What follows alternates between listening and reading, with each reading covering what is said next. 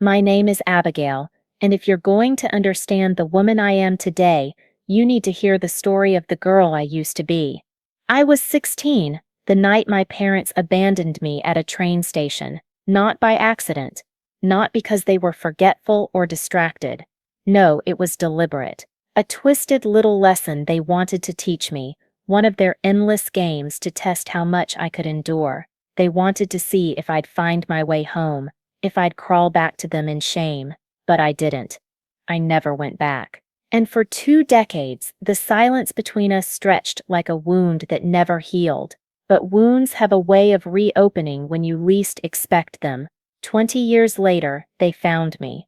Not because they missed me, not because they regretted what they'd done. They found me because they wanted something: money, control, leverage.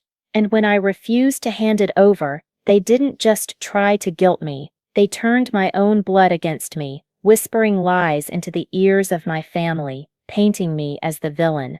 They tried to strip me of everything I had built from the ground up. But before I tell you about that, you need to understand how it started. I can still feel that summer evening as if it's pressed into my skin, July heat crawling over me like a second layer, sticky and suffocating, the kind of southern heat that clings and won't let go. I was half asleep in the back seat of my father's old sedan, leaning against the window, headphones blasting to drown out the low, endless hum of the highway. Up front, Magnus and Celeste, my parents, though I hesitate even now to call them that, were bickering about something I had long since learned to tune out. Their voices were the constant wallpaper of my childhood, sharp, critical, always reminding me I was not enough.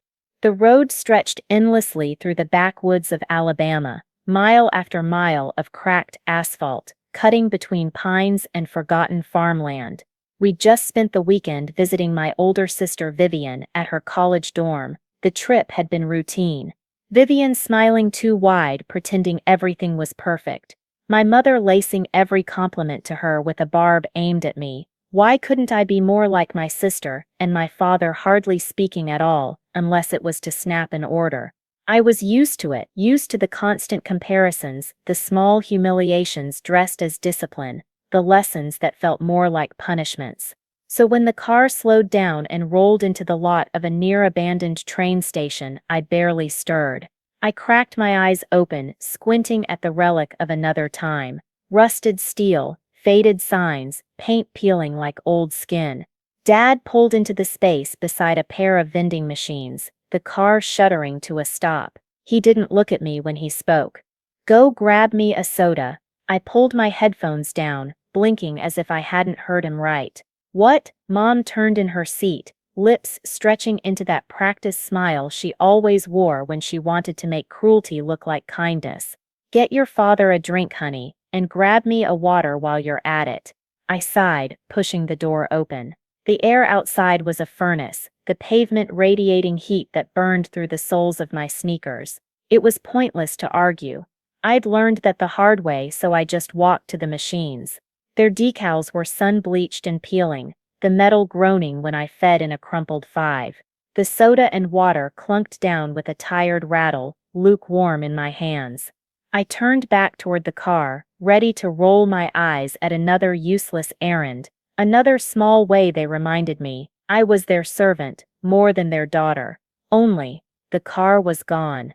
The lot stretched out, empty. My first thought was that maybe they'd just pulled around the corner, maybe Dad had needed to adjust the car, maybe. But no, the space where we'd parked was bare, the heat shimmering off the cracked pavement like a mirage. For a moment, my brain refused to process what my eyes were seeing. I took a hesitant step forward, clutching the bottles so tightly my knuckles ached, my breath catching in my throat. They were gone. Empty parking spaces stretched out before me like a cruel joke. I stood frozen, blinking into the heat shimmer, until my phone buzzed in my pocket. For a heartbeat, I thought maybe, just maybe, it would be an apology, some explanation that would make this feel less deliberate. But when I pulled it out, the screen glared back with a text from my mother. "Let's see how long it takes you to get home. Consider this a lesson in problem solving." My stomach dropped. The bottles in my hands grew heavy, the plastic crinkling under the pressure of my grip. This wasn't a mistake. This wasn't some prank gone too far. They had left me here on purpose. My fingers fumbled as I hit the call button, pressing it so hard my nail bent against the screen. Straight to voicemail. Again and again. Each time the same hollow beep echoed in my ear, a sound that felt like it was bouncing inside my skull. They weren't picking up. They weren't coming back. I should have been shocked. I should have been devastated. But instead, a strange stillness washed over me, like the air before a storm.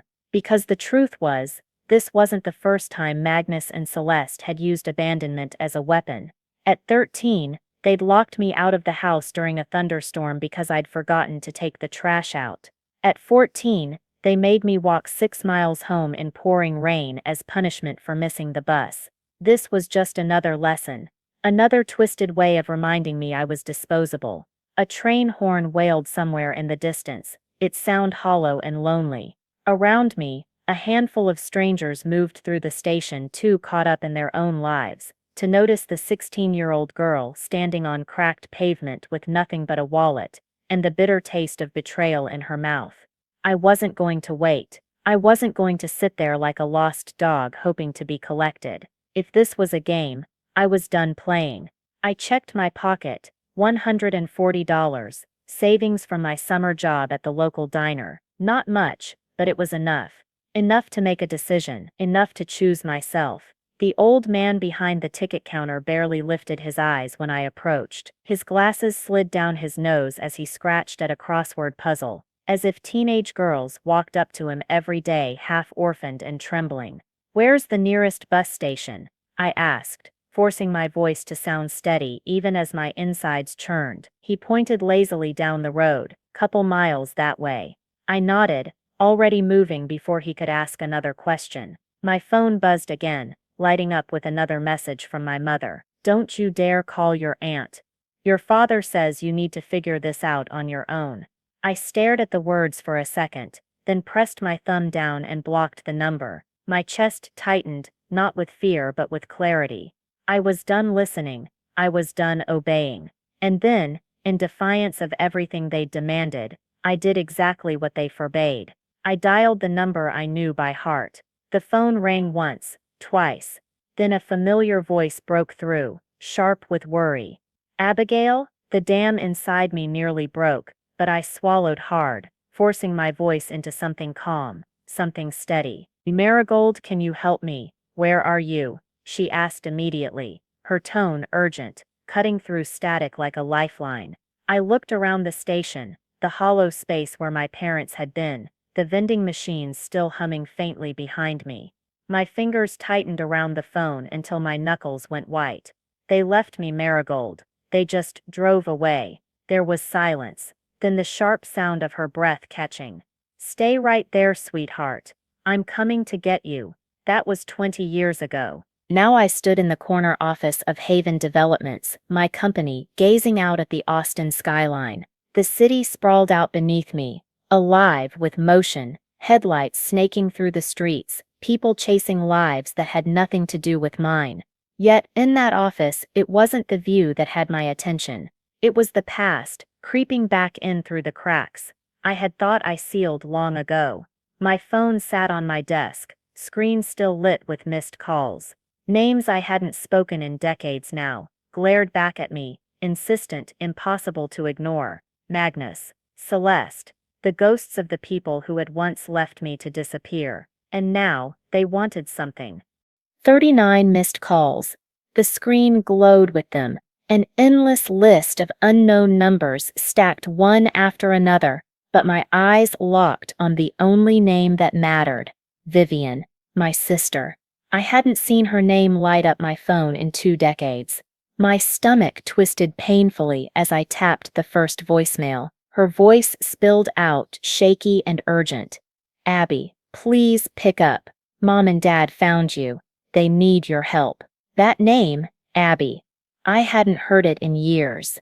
Not since we were girls, when everything between us had still been fragile but salvageable. She said it like no time had passed, like the scars had never been carved between us. My grip tightened around the phone until my hand ached. I exhaled sharply, cold and deliberate, before deleting the voicemail. The next one was just crying, long, ragged sobs that made my chest tighten despite myself. By the third, she sounded frantic. "Abigail, please, you don't understand. They're desperate. Just talk to me."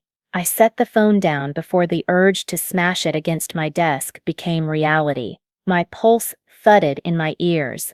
They had found me, and I knew exactly what that meant. 20 years ago, I walked away with nothing but a bus ticket and a survival instinct sharpened to a blade. I clawed my way forward, 3 jobs at a time, nights in a studio apartment that smelled of mildew and loneliness. Mornings dragging myself through lectures when I could barely keep my eyes open. Every brick of Haven Developments, my company, was built out of that fight. Every success was mortar mixed with rage and resolve. And now, just when I'd finally carved out a life untouched by them, they wanted back in. I sank into my chair, hands trembling as I ran them back through my hair. My reflection in the office window was composed, sleek, the image of a woman who had conquered her demons.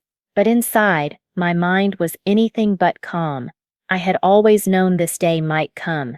I just hadn't expected it to arrive like this, with their voices clawing their way back into my world. I scrolled down through the list of voicemails until a name stopped me, cold. Magnus Holloway. My father, the breath caught in my throat as my thumb hovered over play. For a fraction of a second, I considered deleting it unread, pretending it didn't exist. But curiosity, or maybe masochism, won out. The moment his voice cracked through the speaker, something in me froze. "You think you're better than us now?" His tone was slurred, thick with alcohol and venom. I knew that sound too well. The combination of bitterness and bourbon. "We made you, Abigail. Everything you have is because of us. I claimed you. You think you can just erase us after everything we did for you?" His words were an old script, one I had memorized as a child. The rambling justification of a man who had never lifted me up but still wanted the credit for my survival. Then came the scoff, the final twist of the knife. "Well, guess what? Life doesn't work that way. You owe us." The voicemail ended abruptly, leaving a silence that pressed heavy against the room. A second later, the phone lit up again, this time with a text from my mother. "Your father is very disappointed in you, Abigail. We need to talk. Call us." Disappointed, the word made my chest burn white hot. They had abandoned me at a train station, like a piece of luggage they'd grown tired of carrying. They had vanished from my life for 2 decades. And now I had disappointed them. The absurdity of it almost made me laugh. Almost. Instead, I leaned back in my chair, gripping the phone so tightly I thought the screen might crack. I swallowed the lump rising in my throat, that echo of the 16-year-old me who had stood alone on that platform, with nothing but fear and soda bottles in her hands. But I wasn't 16 anymore. I wasn't lost. I wasn't alone, and I wasn't running this time. I opened my messages, fingers trembling not with fear but with fury, and began to type. My reply was short, precise, and designed to cut away excuses before they even formed. "Tomorrow. Denny's on F Street. 7 a.m. Come alone, or don't come at all." I hit send and placed the phone down on my desk, the screen still glowing faintly, as if it wanted to argue. I ignored it and turned back toward the city. The skyline stretched wide and glittering, but for the first time in years, I wasn't thinking about buildings or contracts. I was thinking about a reunion that had been 20 years in the making. Tomorrow morning, I would see my sister again. This time I wasn't afraid. I arrived early. The Denny's smelled of burnt coffee and fried batter, the kind of place where time seemed to stand still. I slid into a booth in the far corner, back to the wall, eyes on the door. By the time Vivienne walked in, I was already nursing a cup of coffee, gone lukewarm. She paused just inside, her eyes scanning the room with a nervous edge I'd never seen on her before. She looked almost the same, those high cheekbones, that careful posture, but time had etched its own truths into her face. The slight slump of her shoulders, the fine lines at the corners of her mouth, the exhaustion in her eyes. Once, she had been the golden child, the perfect daughter, the one who smoothed things over, who obeyed without question. Now she looked like someone who'd been carrying secrets for far too long. Our eyes locked across the room, holding for a moment that stretched too long to be comfortable. Then, hesitating only briefly, she tucked a strand of hair behind her ear and made her way to me. "Hey, Abby," she said softly. I lifted the cup to my lips, took a slow, measured sip, and set it back down before answering. My voice came out even, cool. "I'm not Abby anymore. I'm Abigail." Her smile faltered, as though the correction had knocked the breath from her chest. "Right, sorry." She slid into the booth across from me, her fingers immediately busying themselves with the laminated menu, as though the pictures of pancakes might offer her an escape route. "It's been a long time," she said. I didn't respond. I just watched her, my silence drawing out the space between us, until she sighed and put the menu aside. "You look good," she tried again. I arched a brow, "And you look nervous." A small, brittle laugh escaped her, but it vanished before it reached her eyes. "Yeah, well, this is complicated." "No, Viv." I leaned forward, folding my hands on the table, voice low but sharp. "It's actually pretty simple. You want something. Just say it." Her lips pressed into a thin line before she exhaled, shoulders sagging under the weight of the truth she'd come to deliver. "Mom and Dad, they're struggling," and there it was. She didn't pause for me to respond. The words tumbled out quickly, rehearsed, practiced, as if she'd gone over this speech in the car. "Dad lost a lot of money gambling. Mom's racked up debt. They're drowning, Abigail. The house is already in foreclosure." My jaw tightened. I stared at her, unblinking, waiting for the inevitable next line. "They need help," she finished quietly. Her eyes lifted to meet mine, pleading in a way that made her look far younger than her years. "They need you." I let out a slow, deliberate breath, every syllable of my silence heavier than anything I could have spoken. I drew in a long breath, steadying the tremor in my chest before letting the words fall sharp and final. "I don't owe them a damn thing." Vivian flinched as though I had struck her, her hands folded tighter in her lap, her mouth opening and closing before she found her voice. "I'm not asking you to forgive them. She swallowed, her throat working visibly. "I just want you to listen." Oh, Listen. The audacity of it nearly made me laugh. Listen. Had anyone listened to me when I was 16? Standing alone at that station with nothing but soda bottles and a fistful of crumpled bills? Had anyone listened when I was locked out in a storm, shivering while rain soaked me through, because character building was more important than compassion? Had anyone listened when I walked 6 miles home, blistered feet pounding pavement, all because I'd missed the bus? I tightened my grip on the coffee cup, the heat bleeding into my palms as I leaned back in the booth. My stomach twisted, caught between rage and exhaustion. "They didn't just make a mistake, Viv," I said, my voice dropping into steel. "They left me at a train station. On purpose." She winced. "They came back an hour later." I cut her off, my tone like a blade. "And whose fault was that?" The air between us cracked, brittle and sharp, like glass splitting down the middle. 20 years of silence and denial, of rewriting the past to make it survivable, all of it fractured in that single moment. Vivian blinked rapidly, her fingers twisting themselves into knots in her lap. "They thought you'd come home," she whispered. "And they thought you'd crawl back." I finished for her, like I always had. She dropped her gaze to the table, her breathing shallow, as though the words themselves had stolen her air. "I'm not their daughter anymore, Vivian." I shook my head slowly, each syllable deliberate, final. "I haven't been for a long time." Her shoulders trembled, but I didn't soften.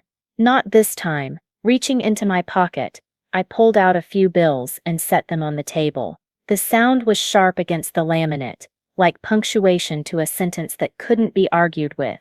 If they try to contact me again, I won't be so polite. Vivian didn't move. She stayed seated, staring at the table, as if the grain of fake wood might offer her an answer. I didn't wait for one. I slid out of the booth, walked past her without looking back, and left her sitting there with the ghost she'd chosen to carry. For a moment, stepping into the morning air, I believed it was over. I thought I had cut the final thread, but I was wrong. The next morning, I buried myself in work, drowning in blueprints, contracts, meetings, anything to push away the sour taste the conversation with Vivian had left in my mouth. I told myself the past was the past, and I had built something real, something no one, not even them, could take from me. Or so I thought. A sharp knock at my office door jolted me from my focus. I glanced up to see Jenny, my assistant, standing in the doorway. Her expression was tight, uneasy, caught between discomfort and hesitation. "Hey," she said softly. "I think you should see this." She stepped forward, phone in hand, as if the device itself carried something dangerous. I frowned, confused, but took it. The screen was already open to Facebook, and the moment my eyes landed on it, my breath caught in my throat. My throat tightened as my eyes moved down the screen. Our daughter abandoned us in our old age after everything we sacrificed for her. Beneath it, another post. "We raised her to be strong, and this is how she repays us. Heartless." A slow, burning heat crept up the back of my neck. My parents were painting themselves as victims, rewriting history with themselves cast as martyrs, and me as the villain. And the worst part, it was working. Hundreds of comments littered the thread, strangers condemning me, acquaintances chiming in, some even tagging my company's page, as if I had committed a crime. "Wow, can't believe some kids treat their parents like this. Ungrateful brat. I hope she rots alone. Money changes people. Shame on her." Each line was a blade. I slammed the phone down on my desk, hard enough that Jenny jumped. "I didn't want to show you," she admitted quietly, shifting on her feet. "But it's spreading. Clients are seeing it. Some people have even left bad reviews on Haven Developments, calling you a cold-hearted fraud." My pulse pounded in my ears, drowning out everything else. This wasn't just a family squabble anymore. It was a full-scale assault, calculated and public. I forced myself to inhale, exhale, pushing the tremor from my hands. "Who else knows about this?" Jenny hesitated. "Some of the staff, a few of our bigger clients. I think some of them are waiting to see how you respond." I nodded once, sharp and controlled. "Okay, thanks, Jenny. I'll handle it." The moment she left, I grabbed my phone and dialed a number I hadn't called in years. Vivian answered on the third ring, her voice wary. "Abby." My grip tightened around the phone. "Did you know about this?" Silence stretched so long, I thought she might hang up. Finally, she exhaled. "I told them not to. But they're desperate, Abby." I let out a hollow laugh. "Desperate people don't destroy their own children. They just want help? Is that what you're about to say?" "They think this is the only way to get through to you," she whispered. I scoffed, sharp and bitter. "By lying? By turning strangers against me?" Vivian didn't answer, and I felt the old sting of disappointment, the way she always folded when they pressed too hard. I shook my head, even though she couldn't see me. I should have known better than to think they'd ever change. Before she could say another word, I hung up. A text came through almost immediately. "You ungrateful brat. Take that post down." I stared at the words, and instead of fury, a dangerous calm settled over me like a second skin. Slowly, deliberately, I opened my own social media account and began to type. Some people rewrite history to escape accountability. I won't let them. I hit post. Then I tossed the phone onto my desk. They wanted a fight? Fine. Let's fight. I thought the Facebook circus was bad enough. But I was wrong. By the end of that week, after countless sleepless nights monitoring our company's social media, reassuring nervous clients that my personal life didn't bleed into my work, and deleting venomous messages from distant relatives who suddenly cared about family honor. I was running on caffeine and sheer willpower. That was when Jenny's voice crackled through the intercom on my desk. "Abigail, there's an elderly couple here insisting they need to see you." I froze. The coffee in my hand turned bitter on my tongue. "Did they give their names?" I asked, though I already knew. Jenny sighed. "They said they're your parents." I exhaled sharply, forcing my face into neutrality. "Tell them I'm in a meeting." A pause. "They're making a scene." Of course they were. I set my cup down, pushed back my chair, and walked toward the lobby. The moment I stepped through the doors, I saw them. Celeste was in full performance mode, dabbing at imaginary tears with a tissue. Magnus stood rigid at her side, arms crossed, eyes scanning the room like a soldier preparing for battle. The second Celeste spotted me, her face crumpled. "My baby," she wailed, loud enough for every head in the lobby to turn. "You won't even talk to your own mother?" I stopped mid-step, jaw clamped tight. Around us, employees whispered. A few pulled out their phones, recording, hungry for drama like vultures circling fresh meat. Magnus's sneer twisted his features. "You've turned into one of those people, huh? The kind who forgets where they came from." I didn't flinch. "Leave, now." Celeste let out a choked sob, clutching her chest like she was about to collapse. "I gave birth to you, Abigail. I raised you, and now you treat us like we're nothing." I clenched my fists, heat pounding in my veins. My voice came low, cold, final. "You are nothing to me." The gasp that rippled through the lobby was audible. For a moment, silence. Then Magnus's face flushed crimson. "You think your money makes you better than us?" His voice boomed, meant for the audience gathering behind him. And then, unbelievably, Celeste dropped to her knees. She pressed her face into her hands and began to wail, her sobs echoing through the room. "All we wanted was to see you, to talk to you, but you've become so cruel." Murmurs spread like wildfire. Some people shifted uncomfortably. Others leaned in, entertained, phones angled for a better shot. I'd had enough. I stepped closer, lowering my voice until it was sharp enough to cut. "If you don't leave right now, I'll have security remove you." Magnus took a step toward me, his tone dropping to venom. "You owe us, Abigail. We made you who you are." Celeste's sobbing halted as quickly as it had begun. She lifted her face, eyes dry, gleaming with something far colder than grief. "You can't erase us, sweetheart. You'll always be our daughter." I inhaled slowly through my nose, then turned to the security guard nearby. "Escort them out." Magnus barked a bitter laugh. "You're going to regret this."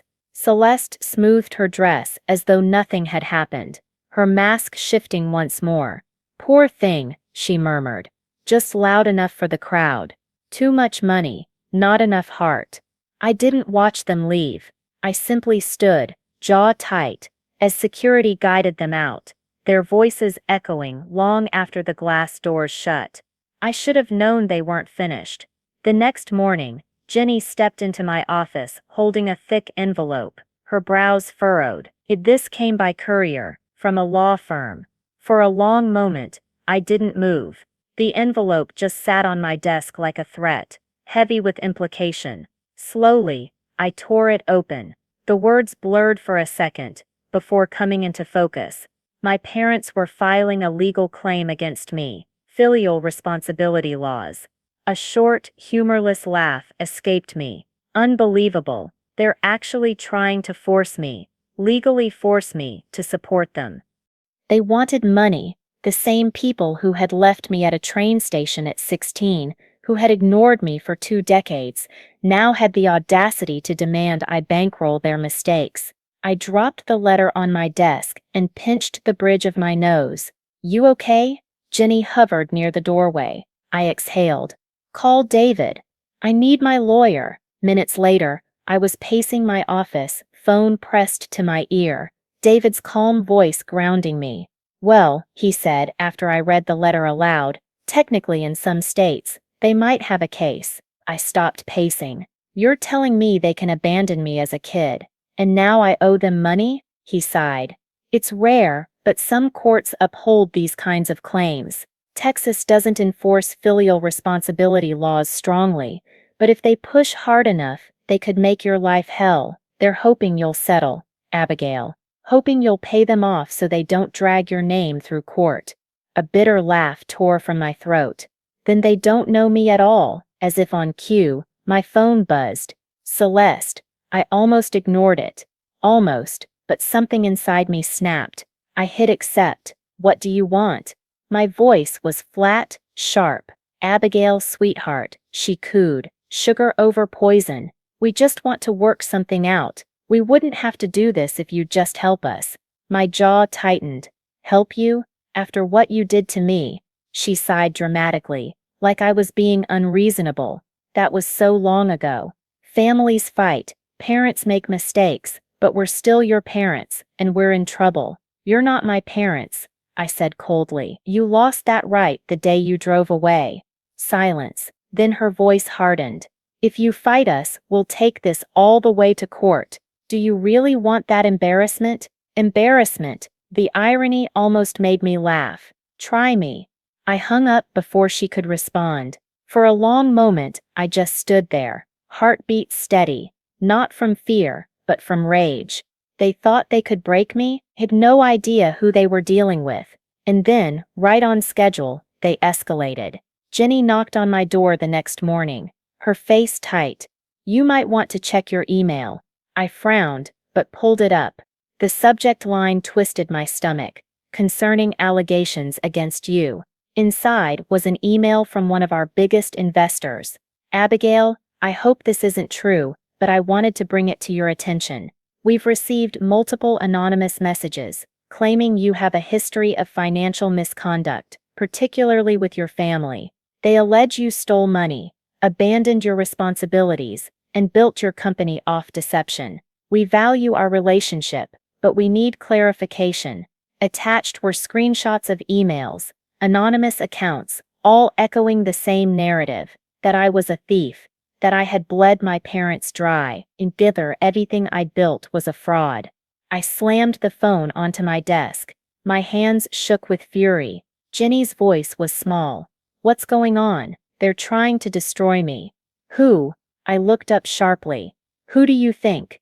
15 minutes later, I was on the phone with a business partner. His voice was cautious, reluctant. Abigail, I don't want to believe this, but there are a lot of messages. Do you know where they're coming from? Yes, I bid out. A silence. Then some of the IPs were traced. They link back to your parents. I closed my eyes, gripping the desk until my knuckles whitened. They had crossed the line. Guilt hadn't worked. Public humiliation hadn't worked. Now they wanted to torch everything I'd built. Big mistake. I called an emergency meeting with my PR team. They shuffled in, tense, waiting. Our recommendation, one of them began carefully. Don't engage publicly. Stay quiet, let it blow over. No, my voice cut through the room. Not this time. I opened my laptop, fingers steady as they moved across the keys. For years I'd played defense. Not anymore. For years I suffered at the hands of manipulative parents. At 16, they abandoned me. For 20 years, they ignored me. Now they've resurfaced, not to reconnect, but to destroy everything I've built. I will not be silent. I will not let them rewrite history. I hit post. Let them come. Hours later, my phone buzzed. A text from Magnus. You ungrateful brat. You just made the biggest mistake of your life. I stared at the words for a long moment before typing back. If you continue, I'll take legal action. This is your last chance. No response, but I knew they wouldn't stop. And I was right. The next morning, Jenny placed a thick envelope on my desk, her face pale. I didn't need to open it to know, but I did anyway. Slow and deliberate.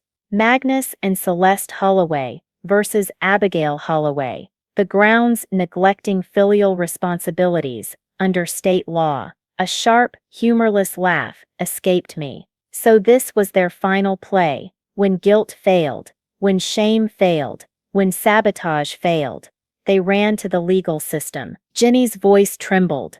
What do you want to do? I exhaled through my nose and grabbed my phone. Call David. Tell him I'm on my way. David skimmed the pages in his office, shaking his head. They have a weak case. Texas doesn't enforce these laws strongly, but if they spin this publicly, it could damage your company. Then we make it public, I said, without hesitation. His eyebrows lifted. You sure? Positive. I've played defense long enough. Now people are going to know exactly who they are. That night, I told the world everything. I didn't hold back. I wrote about my parents, about their lessons in cruelty, about the night they abandoned me at a train station and never came back. I wrote about how they only resurfaced when they needed money, and how every attempt since had been nothing but manipulation dressed as love.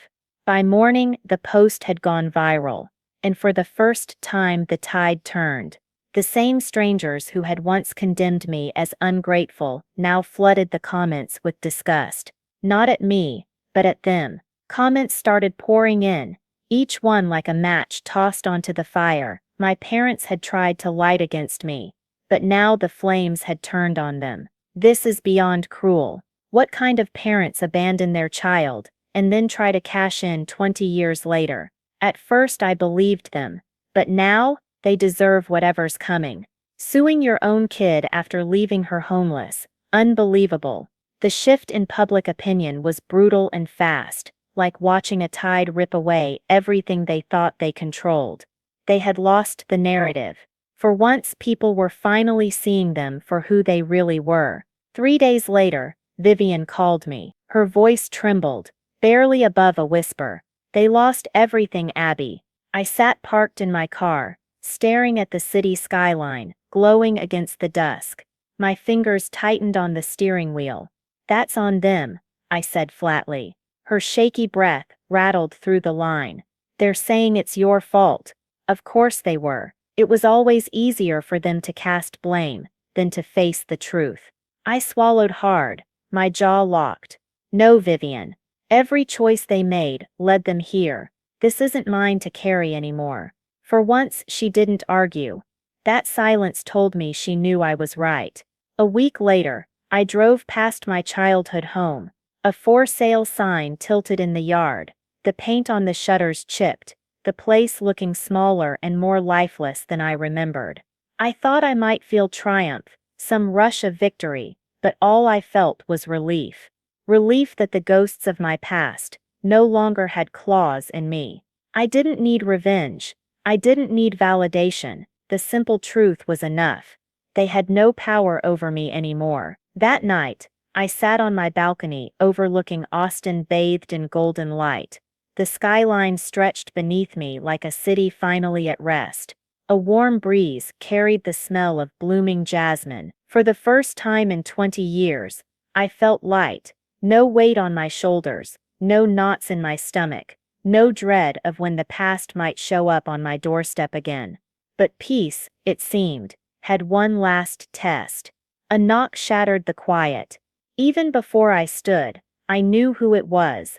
I opened the door to find Vivian. Her eyes were red, her face swollen with tears. Abby, her voice cracked. Please. I didn't move. They have nowhere to go, she whispered, desperation threading her words. Dad's drinking more than ever. Mom keeps saying they just need one more chance. They're still our parents. The ache in my chest was sharp, but my voice stayed even. They made their choice. Vivian's face crumpled. How can you be so cold, so heartless? I cut in quietly but firmly. Selfish. Her tears spilled over, her hands trembling. I just don't want to lose my sister over this. I inhaled sharply, the words sticking in my throat before I forced them out. You didn't lose me, Viv. They did. She sobbed softly, wiping at her cheeks.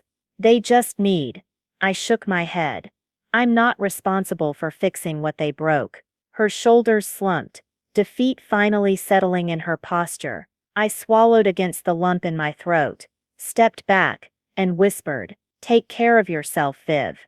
Then I shut the door, and for the first time, I didn't feel guilty. An hour later, I was back on my balcony, watching the sun sink into the horizon. Their voices, which had haunted me for years, were finally gone. No guilt, no shame, just silence. In God, that silence was beautiful. I picked up my phone, scrolled through my contacts, and found the one name that had never failed me. Aunt Marigold. The only person who had ever felt like real family. My fingers hovered a moment. Then I typed, "Dinner this weekend, my treat." Her reply came almost instantly.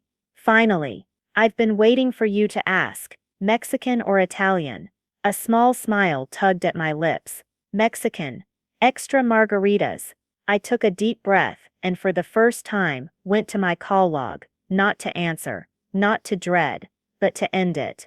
Their numbers stared back at me, like ghosts refusing to rest. My thumb hovered, then pressed block. No more second chances. No more manipulations. No more guilt. I closed the door behind me, not to run, but to finally live. For years I carried the weight of a past I never asked for. I let guilt, obligation, and the fear of being seen as ungrateful dictate my choices. But here's what I've learned.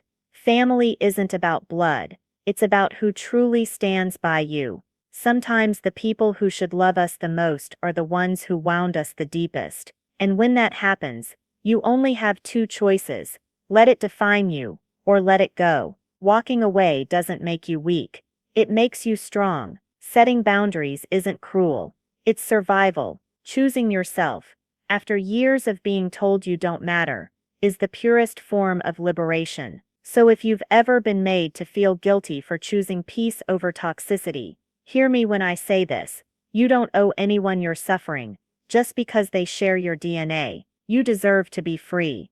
And I am.